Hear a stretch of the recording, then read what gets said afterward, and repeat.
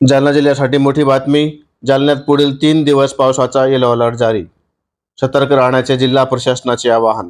हवामान खात्याच्या माहितीनुसार 27 ते 29 ऑगस्ट दरम्यान विजेच्या कडकडाटासह वादळी वारे, हलका ते मध्यम पाऊस आणि ताशी 30 ते 40 किलोमीटर वेगाने सोसाट्याचा वारा येण्याची शक्यता हवामान खात्याच्या वतीने वर्तवण्यात आली आहे। तर 30 ऑगस्ट रोजी हलक्या स्वरूपाचा पाऊस पडू शकतो असेही अंदाज वर्तवण्यात आले आहे। जिल्हा प्रशासनाने नागरिकांना आवाहन केले आहे की विजा चमकत असताना झाडाखाली किंवा मोकळ्या मैदानात उभं राहू नका। मोबाईल, इलेक्ट्रॉनिक उपकरणे वापरणे टाळा। शेतकऱ्यांनी आपला शेतीमाल आणि जनावरे सुरक्षित ठिकाणी ठेवावीत आणि आपत्कालीन परिस्थितीमध्ये लगेच जिल्हा नियंत्रण कक्षाच्या या क्रमांकावर संपर्क साधावा।